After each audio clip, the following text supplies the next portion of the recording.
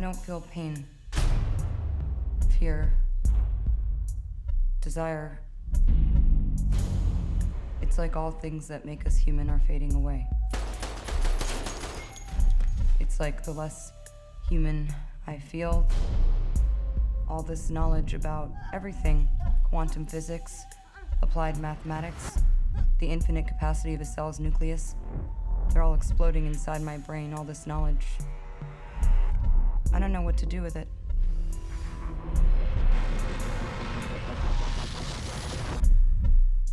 Scarlett, don't put your hand too much in the front of you. You can have your arm a little. No, on left. Yeah. Luke's work is really what drew me to this project because the script was quite simple, and while the ideas were complex, reading it, the scene descriptions were particularly involved. I just had to kind of trust Luke's vision, and fortunately I had his resume to really encourage me to collaborate with him. And so I remember meeting him and he was like, if you see what I'm seeing, you'll believe in it. And so I just, you kind of have to take a leap of faith. All of this knowledge, Lucy, I'm not even sure that mankind is ready for it. It might bring us only instability and chaos. Ignorance brings chaos, not knowledge. The way Scarlett talked the first time about the script, at this moment, for me, it was done. It was her for sure. Because she was excited for the real reason, which is the story. But then the second step for her was, now I have to play the part. And that's where it starts to be complicated. Because the Lucy at the beginning and the Lucy at the end, there's nothing in common. There's something happening to her, and I didn't want all of these characteristics to be completely stripped away so that it was just a kind of monotonous, blank performance. You have to kind of see the human behind the circumstance, and it was difficult to try to not have that be totally flat. Wow, it's crazy. It's really challenging to play. Everything you know today is 12%. How are you gonna play when I'm gonna ask you to play 25, 50, 70, 80, 90, 100? Because nothing that you can give will suit your state. And we did something very funny. Scarlett has it on her wall, which is 10%, 20, 30, every 10%, what you can do with this percentage. What is your level of knowledge and possibilities? And it was a very good guide. And every morning she was looking to see which girl she has to play. And she was exceptional. I was blown away. For me, just to prepare for this film, I wanted to be in really good physical condition because I just wanted to make sure that this character looked capable. The audience should be able to think, okay, this girl can handle a gun. And a lot of the movements that I do in character are with a lot of intention and purpose, and I wanted those movements to feel strong. So when you see how she stands, how she maneuvers, it's with a lot of inner strength. What I'm saying is that your theory is not a theory. I absorbed a large quantity of synthetic CPH4 that will allow me to use 100% of my cerebral capacity. Right now I'm at 28%, and what she wrote is true. Once the brain reaches 20%, it opens up and expands the rest. There are no more obstacles. They fall away like dominoes. I'm colonizing my own brain. Lucy starts, I think it's 10 years ago, with lots of conversation with big scientists. 12 of them were Nobel Peace Prize. And I talked with this guy. I challenged them because I'm a scriptwriter, I'm not a scientist. So we're saying we're using basically 10-15% of our brain capacity. The rest, we don't have access to it.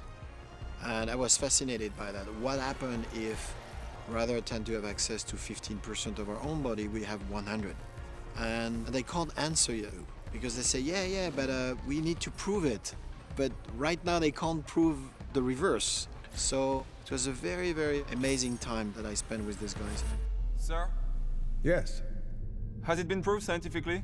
Well, for the moment, it's just hypothesis. We mix my world and your world, in fact, and how you react to that. Well, the more we speak, the more I think that your world is like my world. But, creativity for a movie maker is probably more or less the same that creativity for a researcher. What I find splendid was in this film, there are true facts. For instance, you're talking about the number of cells in the brain, the number of signals per per seconds, which are produced by oneself. This is true. But of course, it's a fiction, and what I like is that the more you are advancing in the film, the more it becomes a fiction. The next stage would probably be control of other people. But for that, we would need to access at least 40% of our brain's capacity. After control of ourselves and others would come control of matter. But now we're entering into the realm of science fiction. Morgan Freeman is just the ultimate professor for two reasons. The first, he's totally convinced about the theory because he's very aware of it. I didn't know before we met. He is excited about it. So it was a pleasure for him just to talk about it. And the second thing, he's such a good actor that everything he said, you believe it. It's up to us to push the rules and laws and go from evolution to revolution. The human mind is just like any other muscle in the body. If we called on it to do more, it would probably do more.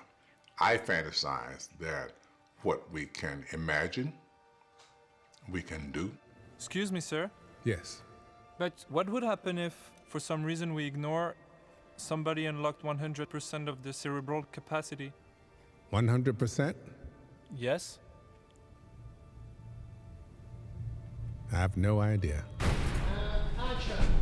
Luke and I have talked a lot about his research and how he's developed this story with various clinical psychologists and scientists, professors. But for me, I only wanted to be aware of what Luke had intended this character to be. I didn't want what she sees, what she's experiencing, to be muddled by anything that my character would know. The first step is access to yourself, the entire control of your body. Then the second step is the control of the others. When it's not you, it's you, and I can control everyone. And the third one is the matter. And then the fourth one, what is the ultimate? And it was very interesting to imagine it. The knowledge. A lot of this film was really a very solitary experience. She loses the ability to empathize, to feel pain. So I would say the most fun scenes for me to shoot is really the first time that you see my character, because it was really the only time that I was able to try to breathe a real humanity into her and kind of give a little bit of life, or sort of imagine, kind of color this character before everything is stripped away. Life was given to us 1 billion years ago. What have we done with it? I always have the desire for this film to start to another place. So long, cowboy. And Taipei was perfect. Lucy. You have a villain who doesn't understand anything. You have the town, the buildings, the sea, the forest, you have the mountains, everything in 100 miles. And the people from Taipei are the most gentle people I've seen so far. And they're sweet like angels. And when you start the film, everybody, the French, the Americans, the Taiwanese, everybody say a prayer. Hi, just a little explanation for you. In Taiwan, when we do a first day of shooting, we usually have to pray to the gods. So these are all the things that we give to the gods. And later on, in about 5 minutes, you'll see a lot of people holding incense, and that's our way to show our respects to the gods. We shot in Taipei for about 3 weeks. I really loved filming in that city. I just loved being able to explore that city. And I think in some ways, just the fact that we were all so tired and jet lagged and out of our element really added to the kind of the disorientation of the character. But it's a very welcoming city. We really had a wonderful time exploring.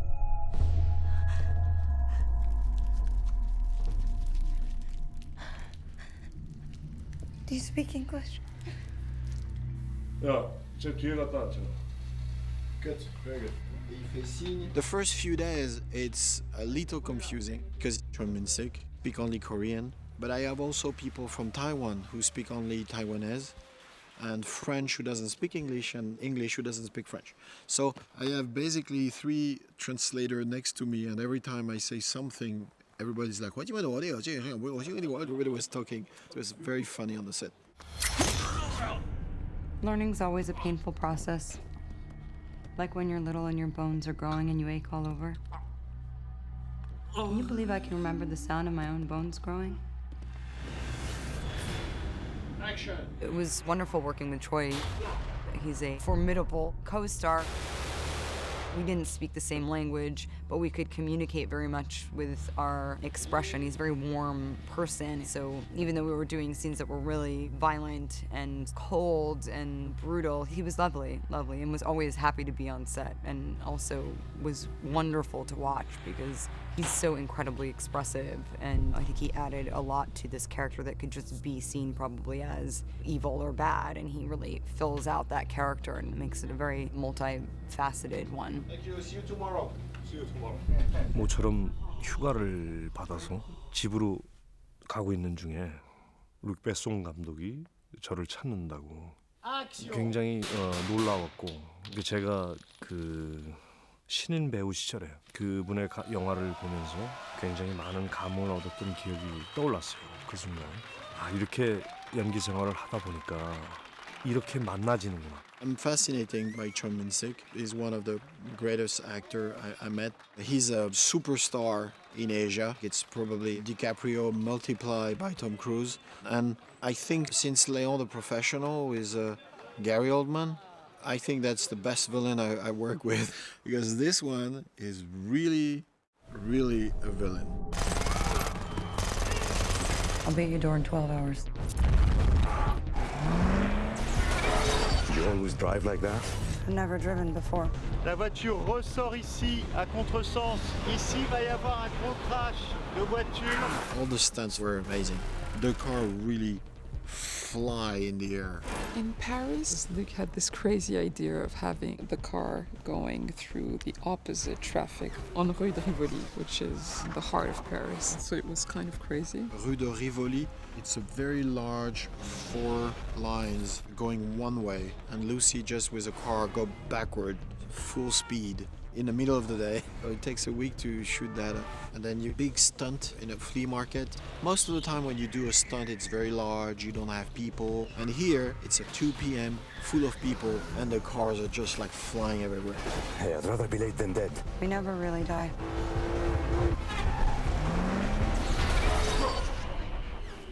We're almost done with the filming.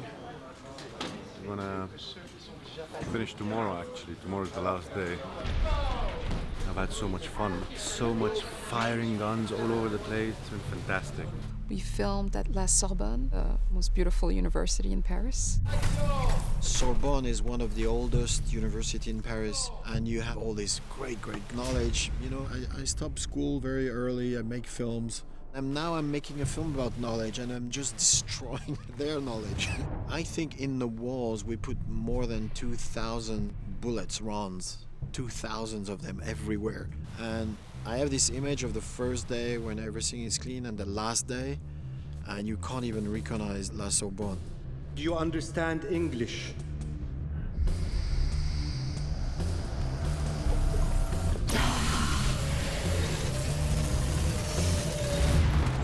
Luc has written a script that represents humanity. Every character comes from a different origin in the film. Anything that I could have imagined the film to have looked like just from reading the script pale in comparison to the actual life that Luc breathed into this project. Action! Luc is a movie maker, and if you enjoy making movies, you'll enjoy Luc. Very impressive man. Writer, director. Last shot, Mr. Morgan! Very easygoing, great sense of humor. I think he could produce financially his films on his own, but I think he likes having someone with an exterior eye that can come in, give him points of view. I think we're a good team. The most interesting thing about working with Luc is that he's the cameraman, and I think he's a director that knows precisely every little atom on his frame. One more, just for fun. Mais au troisième boom, c'est la panique.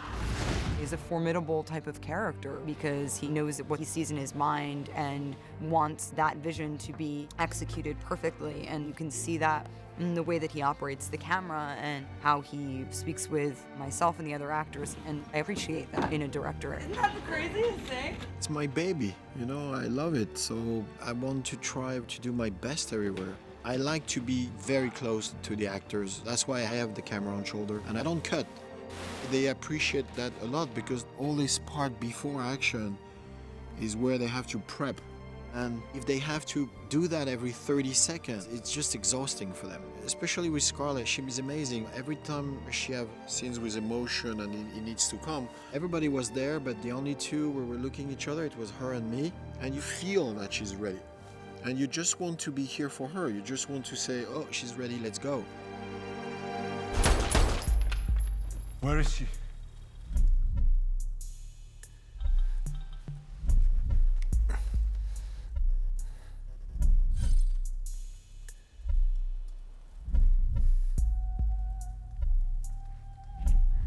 I can feel the gravity.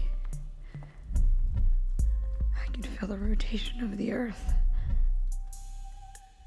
The heat leaving my body. The blood in my veins. I can feel my brain. The deepest parts of my memory. Sweetie, we have a bad connection. I can't hear you so well.